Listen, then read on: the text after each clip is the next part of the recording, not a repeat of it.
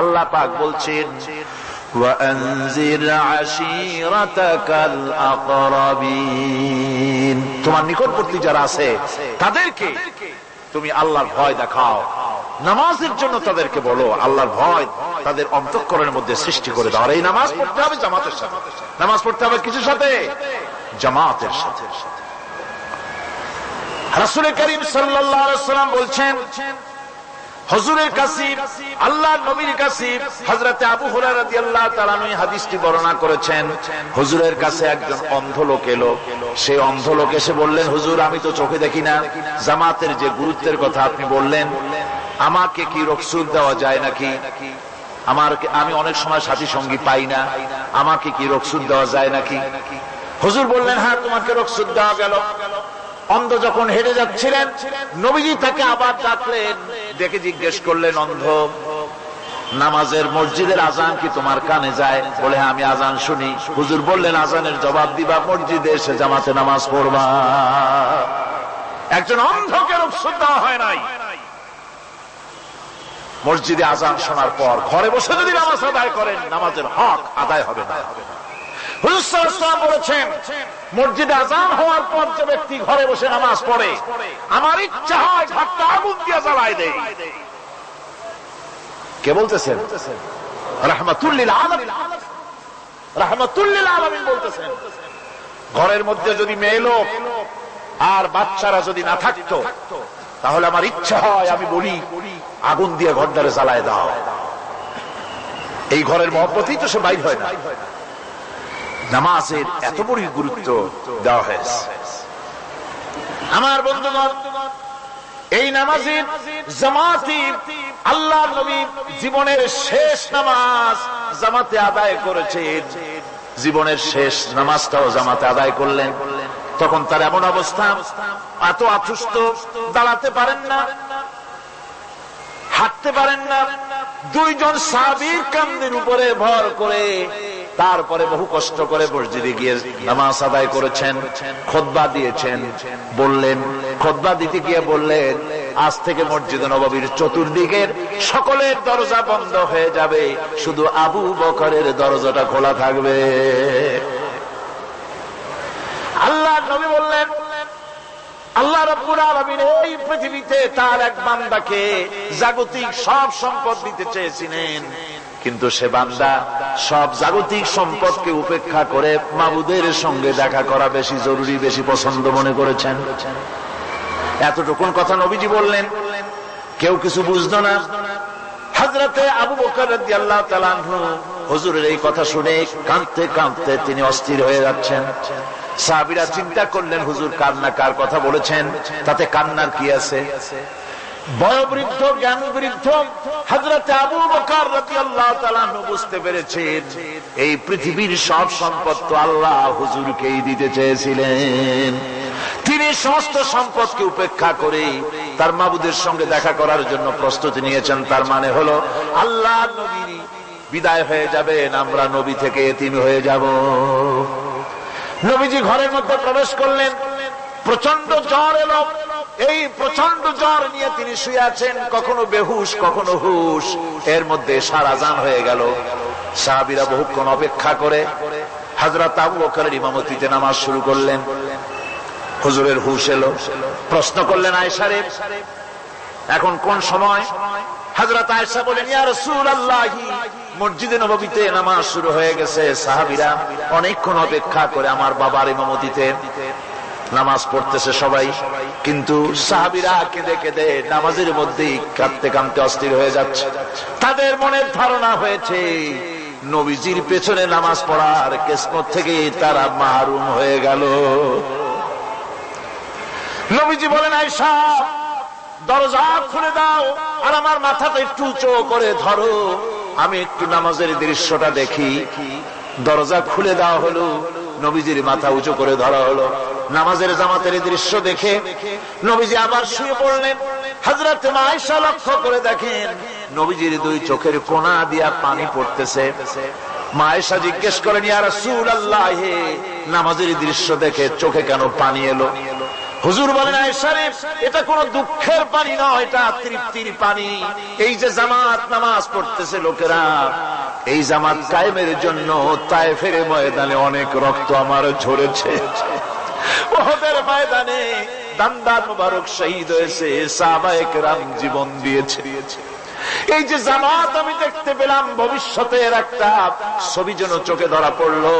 আমার মনে হলো কিয়ামত পর্যন্ত এই পৃথিবীতে আমার যত উম্মত আসবে তারা এইভাবে করে জামাতে নামাজ আদায় করবে।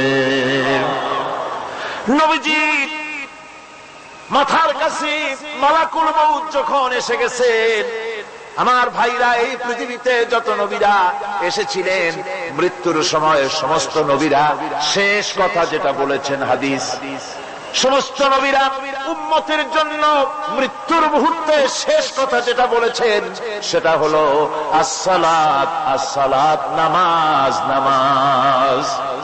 আমার নবী যখন বিদায় হয়ে যান, বিদায় মুহূর্তে মেয়ের কথা বললেন না, কলিজার টুকরা নাতির কথা বললেন না, জামাইয়ের কথা বললেন না, স্ত্রীর কথা বললেন না, মৃত্যুর সময় শেষ কথা বললেন আসসালাত, আসসালাত ওয়া মা মালাকাত আইমানুকুম, নামাজ, নামাজ, আমার উম্মতেরা নামাজ, আমার উম্মতেরা নামাজ ছেড়ে দিও না, নামাজ। যেই নবী উম্মতের জন্য এত কাঁদলেন, নামাজের জন্য এত কথা বলে গেলেন, আল্লাহ রাব্বুল আলামিন নামাজের জন্য এত নির্দেশ করলেন, নবীজি ইন্তেকালের সময় নামাজের কথা বলে দিলেন, সেই মুসলমান আজ নামাজ আদায় করে না, নামাজ পড়ে তো নামাজ শুদ্ধ হয় না।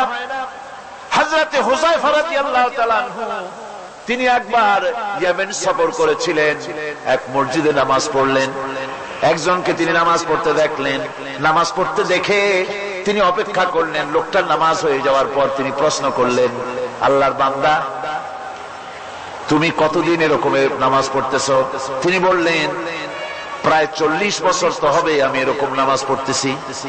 হযরতে হুযায়ফা বলেন, তুমি কি আমারে চেনো? কয়, না, চিনি না। হযরত হুযায়ফা বললেন, আল্লাহর বান্দা শোনো, আমি হচ্ছি আল্লাহর নবী মুহাম্মদুর রাসূলুল্লাহ সাল্লাল্লাহু আলাইহি ওয়াসাল্লামের সাহাবী হুযায়ফা। ও আল্লাহর বান্দা, তুমি যেভাবে নামাজ পড়েছো এইরকম যদি 40 বছর নামাজ পড়ে থাকো, আল্লাহর কসম করে বলি, নবীজি যে নামাজ শিখাইছেন তোমার সে নামাজ হয় নাই, রাসূলুল্লাহ নামাজ হয় নাই, নামাজ পড়লেই হবে না। রাসূলুল্লাহ বলেছেন, সাল্লু কামা রাআইতুমুনি উসাল্লি, নামাজ পড়ো সেইভাবে যেভাবে আমারে পড়তে দেখো। বিশ্বাস করুন ভাইরা, নামাজ যদি না হয়, হরতাল করিয়া, মিছিল করিয়া, বিক্ষোভ করিয়া, যে কোনো আন্দোলন করে ইসলামকে বিজয়ী করা যাবে না যতক্ষণ পর্যন্ত নামাজ সহি না হবে। নামাজ হচ্ছে ফাউন্ডেশন, নামাজ নাই কিচ্ছু নাই। ঠুকঠাক করে 2টা সেজদা দিয়ে উঠে যাবেন, আপনার ইসলামী আন্দোলনের 4 পয়সার দাম নাই। নামাজ আগে, জিহাদের ময়দানেও নামাজ, যেখানে আছেন ওখানেই নামাজ পড়তে। নামাজ, নামাজ, এই নামাজ হচ্ছে মুসলমানদের সবচেয়ে বড় জিনিস।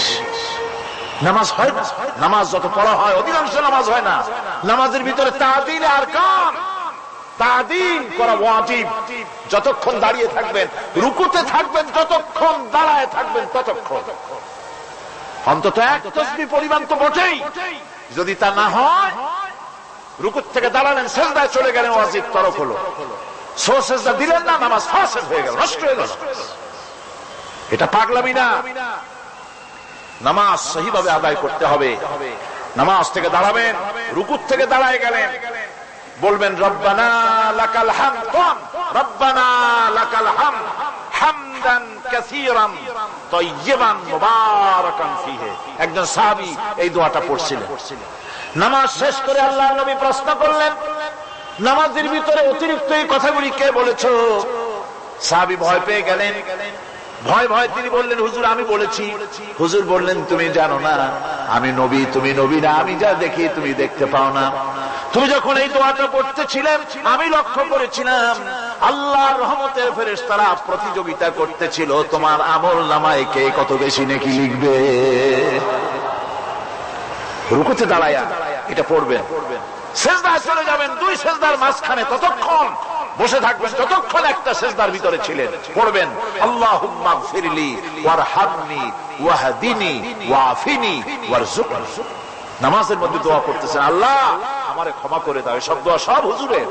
আমাকে ক্ষমা করো, আমাকে হেদায়েত দাও, আমাকে সুস্থ করো, আমাকে রহম করো, আমাকে রিজিক দাও। সুবহানাল্লাহ। নামাজের ভিতরে দোয়া কবুলের সময়, নামাজের সেজদার ভিতরে দোয়া কবুল হয়। এইভাবে করে রাসূল করিম সাল্লাল্লাহু আলাইহি ওয়াসাল্লামের নামাজটা কেমন হাক্কানি উলামাদের কাছ থেকে জেনে নেবেন। যেহেতু হুজুর বলেছেন সাল্লু কামা রাআইতুমুনি উসাল্লি, নামাজ পড়ো সেইভাবে যেভাবে আমাকে পড়তে দেখো। মদিনায় হিজরত করার পর রাসূলুল্লাহ সাল্লাল্লাহু আলাইহি ওয়াসাল্লাম কাফেরদের সাথে অনেকগুলো যুদ্ধে লিপ্ত হয়েছিলেন। তার মধ্যে উহুদের যুদ্ধে তিনি তার আপন চাচা হযরত হামজা রাদিয়াল্লাহু তাআলা আনহুকে হারান। ওয়াহশীর হাতে নির্মমভাবে শহীদ হন তিনি। ওয়াহশী পরবর্তীতে অনুতপ্ত হন। আসুন শুনি সে কাহিনী। হুজুর সাল্লাল্লাহু আলাইহি ওয়াসাল্লাম ফতহ মক্কার দিনে সকলকে ক্ষমা করে দিয়েছিলেন, কিন্তু 5 জন নারী আর 6 জন পুরুষ সম্পর্কে বলেছিলেন এদেরকে যেখানে পাও সেখানে হত্যা করো। এর মধ্যে ওয়াহশী একজন। ওয়াহশী বুঝতে পেরেছি মুহাম্মদ সাল্লাল্লাহু আলাইহি ওয়াসাল্লাম আল্লাহর রহমত, করুণার নবী, দয়ার নবী, তার কাছে যদি আমি যেতে পারি তাহলে তিনি আমার সম্পর্কে যদি তার সামনে যেতে পারি তাহলে তার কঠোর মনোভাব আমার প্রতি নরম হয়ে যাবে। এই মনে করে সাহাবায়ে কেরামদের চোখ এড়ায়া তিনি হুজুরের সামনে গিয়ে হাজির হয়ে গেলেন। হুজুর তাকে দেখি বললেন, তোমার নাম না ওয়াহশী? তিনি বললেন, হ্যাঁ আমার নাম ওয়াহশী। হুজুর বললেন, তুমি আমার চাচাকে শহীদ করেছো? ওয়াহশী বললেন, জাহালাতের কারণে তা করেছি। হুজুর বললেন, কেমনে শহীদ করেছো আমার চাচাকে, আমার একটু শোনাও। ওয়াহশী বলতে লাগলেন, আমি বল্লম দিয়ে হযরতে হামজার শরীরকে এফোড় ওপড় করে দিয়েছি, তারপরে তার বুককে খঞ্জর দিয়ে ফেরে বুকের ভিতর থেকে কলিজাটা বের করে নিয়ে আমি হাতে দিয়ে দিয়েছি হেন্দাই কলিজা চিবিয়ে চিবিয়ে খেস। রাসূল পাক সাল্লাল্লাহু আলাইহি ওয়াসাল্লাম হাদিস শরীফে এসেছে, ওয়াহশীর বর্ণনা যখন তিনি শুনতেছিলেন রাসূলের চোখ থেকে তখন পানি পড়ে দাড়ি মোবারক ভিজে ভিজে পড়তেছিল। ঘটনা শোনার পর রাসূলুল্লাহ বললেন, ওয়াহশী তুমি কি চাও? ওয়াহশী বললেন, আমি ইসলাম কবুল করতে চাই। হুজুর তাকে মুসলমান বানালেন। বললেন, তুমি মুসলমান হলে কিন্তু সব সময় তুমি আমার সামনে আসবে না, তার কারণ তোমাকে দেখলে পরে আমার মনের ভিতরে আমার চাচার কথা মনে উঠে যাবে। আমি আমার আব্বাকে পাই নাই, আব্বার স্নেহ যত্ন আমার কিসমতে তেমন হয় নাই। আমার চাচা হামজা আমাকে পিতার মতো করে আমাকে স্নেহ করেছে, তোমাকে দেখলে পরে তার কথা মনে পড়বে, সুতরাং তুমি সবসময় আমার সামনে আসবে না। ওয়াহশী সেদিন শপথ নিয়েছিলেন, রব্বুল আলামিন আমি জাহালাতের কারণে যেই বল্লম দিয়ে ইসলামের একজন শ্রেষ্ঠ সন্তানকে আমি শহীদ করে ফেলেছিলাম, আমি বুঝতে পারি নাই, ওই বল্লমটা আমি হেফাজতে রেখে দিয়েছি। তুমি আমার এই দোয়া মঞ্জুর করো, আমি যেন এই বল্লম দিয়ে এই পৃথিবীর নিকৃষ্ট ইসলামের কোন দুশমনকে যেন আমি শেষ করে দিতে পারি। আল্লাহ পাক দোয়া তার মঞ্জুর করে নিলেন। মুসাইলামা কাযযাবের বিরুদ্ধে হযরত আবু বকর সিদ্দিক রাদিয়াল্লাহু তাআলা আনহু যে বাহিনী পাঠালেন, হযরত ওয়াহশী সেই বাহিনীর মধ্যে ছিলেন। আর তিনি সেই বল্লমটা দিয়ে, যে বল্লম দিয়ে তিনি হযরত হামজাকে শহীদ করেছিলেন, সেই বল্লমটা দিয়েই ইসলামের নিকৃষ্ট শত্রু মুসাইলামা কাযযাবকে দুনিয়া থেকে তিনি বিদায় করে দিলেন। আমার ভাইরা, রাসূল পাক সাল্লাল্লাহু আলাইহি ওয়াসাল্লামের ইন্তেকালের পর এ পর্যন্ত নবুয়তের যারা দাবি করেছে এক হিসাবে জানা গেছে 28 জন দাবি করা হয়ে গেছে। রাসূল বলেছেন আমার পরে 30 জন মিথ্যাবাদী নবুয়তের দাবি করবে। কতজন করবে? হয়ে গেছে, বাকি আছে কত?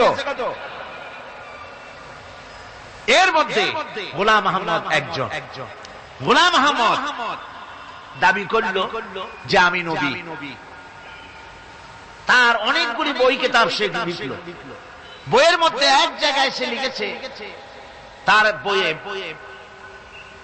এক জায়গায় লিখেছে যে আমি স্বপ্নে দেখলাম আল্লাহ আমার সামনে উপস্থিত। আল্লাহ আমার সামনে এসেছেন পুরুষের আকৃতিতে, আর আমি তখন স্বপ্নের ভিতরে আমি নিজেকে একজন নারীর মতোই মনে করলাম। স্বপ্নের ভেতরেই আল্লাহ পাক পুরুষ হিসাবে আমাকে ব্যবহার করলেন। আমি স্বপ্নের মধ্যেই গর্ভবতী হলাম এবং স্বপ্নের ভিতরে আমি গোলাম মোহাম্মদ মসিহে রূপান্তরিত হয়ে গেলাম। নাউযুবিল্লাহি মিন যালিক। গোলাম মোহাম্মদ বলছে আল্লাহ পাক ওহীর মাধ্যমে আমাকে জানিয়েছেন, আল্লাহ আমাকে বলেছেন, গোলাম মোহাম্মদ তুমি হচ্ছ আমার সন্তান তুল্য। নাউযুবিল্লাহি মিন যালিক। এইভাবে অসংখ্য মিথ্যে কথা দিয়ে বইপত্র রচনা করেছে। লোকেরা তার কাছে নবুয়তের প্রমাণ চেয়েছে। আসলে শরীয়তের বিধান হচ্ছে হুজুরের পরে যদি কেউ নবুয়তের দাবি করে তাহলে তাকে সে নবী কিনা এর কোন প্রমাণ তার কাছে চাওয়া জায়েজ নাই। যেহেতু প্রমাণ চাইতে গেলে বোঝা যায়, সন্দেহ হয় কিছুটা প্রমাণ দিতে পারলে তাহলে সে নবী হবে। কথা বুঝতে পেরেছেন? এই জন্য রাসূলের পরে যদি কেউ নবুয়তের দাবি করে তাহলে তার কাছে নবুয়তের দাবির কোন প্রমাণও চাওয়া যাইবে না। বিনা প্রমাণে রাসূলের পরে নবুয়তের দাবি যেই করবে সে কি হবে? জোরে বলেন কি হবে? কাফের হয়ে যাবে। দুনিয়ার সমস্ত উলামা, সমস্ত মুহাদ্দিস, সমস্ত মুফাসসির, দুনিয়ার সমস্ত মুফতি সব একমত, কোন দ্বিমত নাই। গোলাম মোহাম্মদ কাদিয়ানী কাফের, তার অনুসারীরাও। তার জামানায় মাওলানা আতাউল্লাহ শাহ বুখারী রাহমাতুল্লাহ আলাইহি তার সঙ্গে একটা বহস হলো। যেহেতু গোলাম মোহাম্মদ বলেছিল যে আমার এই 40 দিনের মধ্যে কেউ প্রতিবাদ করুক যেগুলি আমার ওহী নয়। হযরতে মাওলানা আতাউল্লাহ শাহ বুখারী রাহমাতুল্লাহ আলাইহি সেই যুগের একজন শ্রেষ্ঠ আলিম, তিনি বললেন আমি তোমার কাছে কোনো প্রমাণ চাই না তুমি নবী কিনা। আমি জানি তুমি মিথ্যাবাদী, তবে তোমাকে বলতে হবে তুমি এই শক্তি কোথায় পেলে। গোলাম মোহাম্মদ বলল কোরআন শরীফই আছে আমার এই শক্তির উৎস। কোথায়? বলল যে এই যে আয়াতটা আমি আপনাদের সামনে তেলাওয়াত করেছি, ঈসা আলাইহিস সালামের ওই কথাই গোলাম মোহাম্মদ বলল যে হযরত ঈসা আমার সম্পর্কে বলেছেন ইয়াতি মিন বাদ ইসমুহু আহমদ, আমার পরে একজন নবী আসবেন, রাসূল আসবেন, তার নাম হবে আহমদ, আমি সেই আহমদ। মাওলানা আতাউল্লাহ বুখারী বলছেন তোমার নাম তো আহমদ না, তোমার নাম হচ্ছে গোলাম আহমদ। তার অর্থ হলো হযরত ঈসা আলাইহিস সালাম যে আহমদের কথা বলেছেন তুমি সেই আহমদের গোলাম। গোলাম আহমদ বললেন দেখুন আমার নামের প্রথম শব্দ গোলাম, এটা হচ্ছে আমার লকব। আমি আমার নামের লকবটা ছেড়ে দিলাম, বাদ দিয়ে দিলাম, আর ব্যবহার করব না। তাহলে তো আমি আহমদ থাকি, আপনি তো আর আপত্তি করতে পারেন না। মাওলানা বুখারী বললেন নামের প্রথম শব্দ বাদ দেওয়া যদি জায়েজ হয় তাহলে তোমার ফতোয়া দিয়ে আমার নামের প্রথম শব্দ বাদ দিয়ে দিলাম।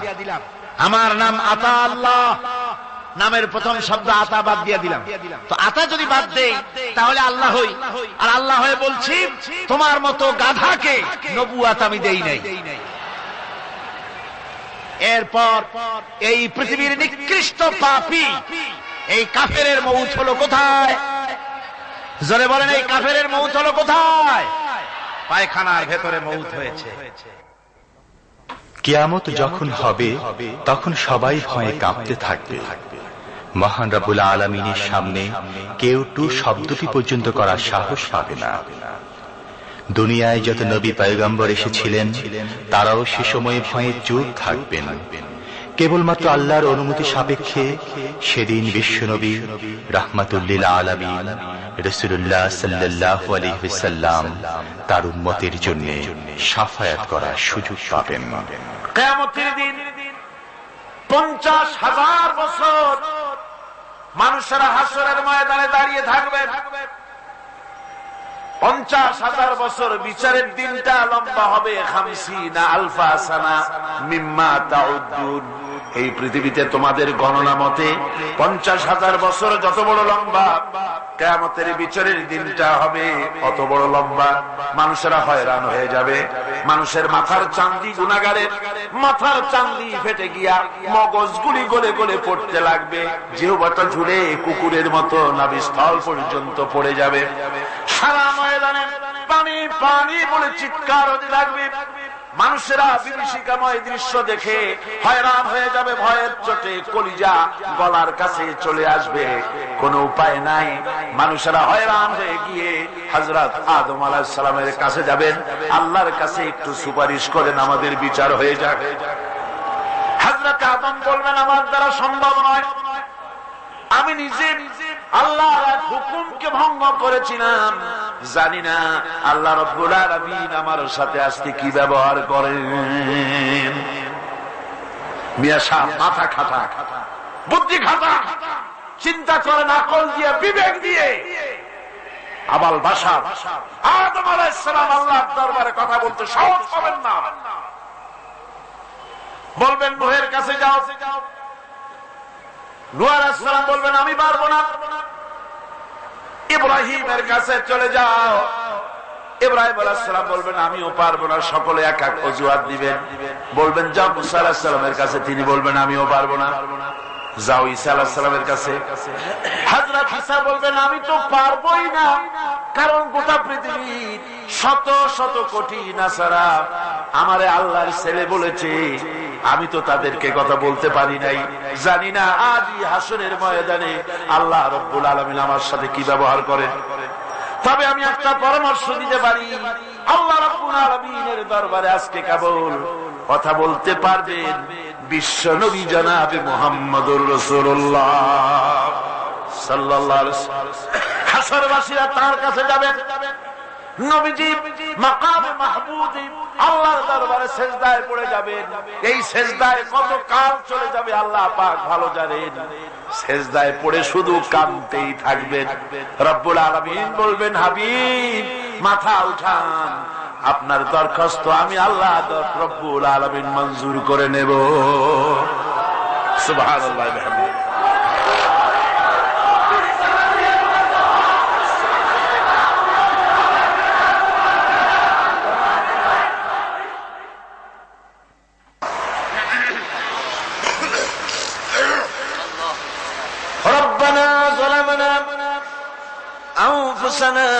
وإن لم تغفر لنا وترحمنا لنكونن من الخاسرين। সবাই পড়েন আমার সাথে, রব্বানা যালামনা আনফুসানা ওয়া ইন লাম তাগফির লানা ওয়া তারহামনা লানাকুনান্না মিনাল খাসিরিন।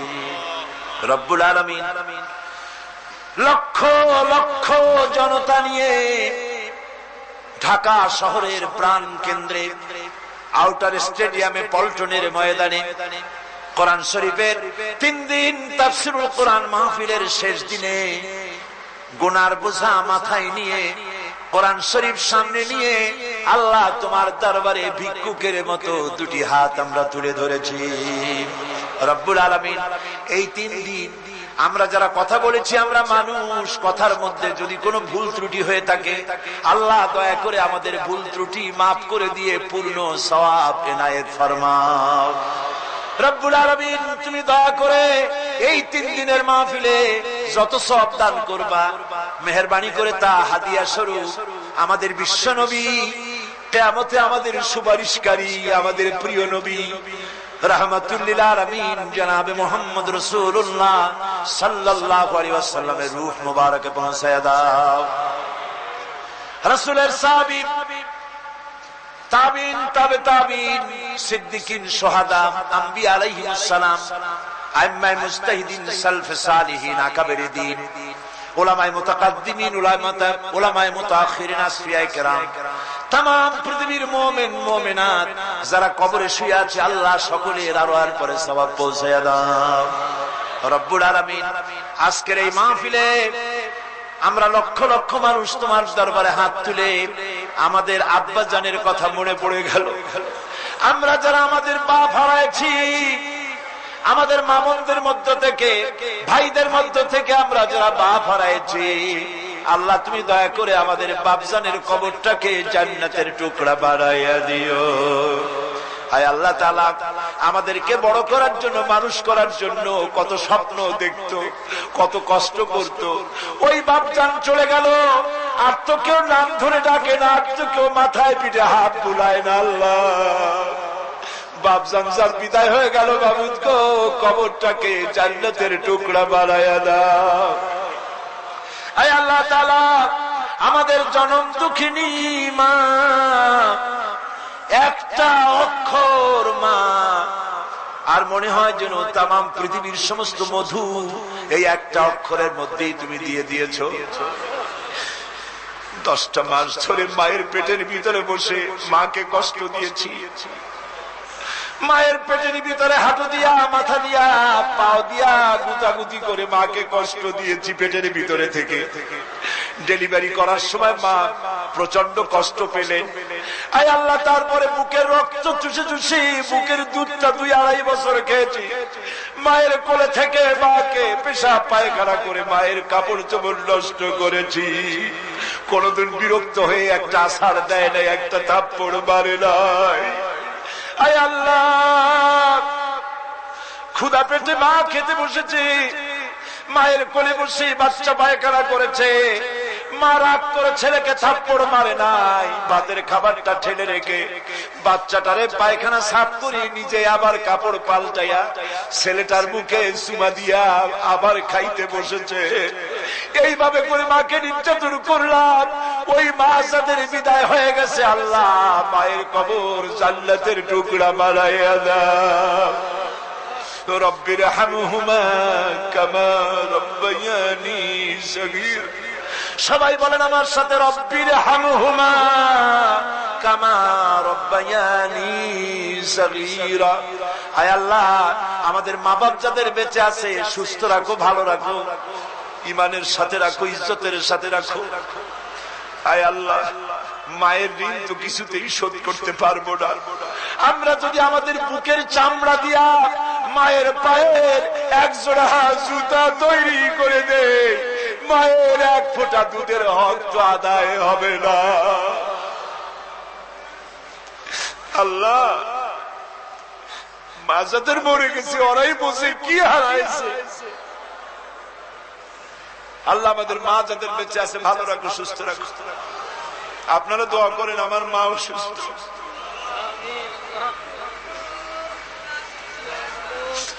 আল্লাহ মাকে সুস্থ করে দাও। ربنا تقبل منا إنك أنت السميع العليم وتب علينا إنك أنت التواب الرحيم سبحان ربك رب العزة عما يصفون وسلام على المرسلين الحمد لله رب العالمين واجعل آخر كلمة عند الموت لا إله إلا الله محمد رسول الله। আসসালামু আলাইকুম ওয়া রাহমাতুল্লাহ।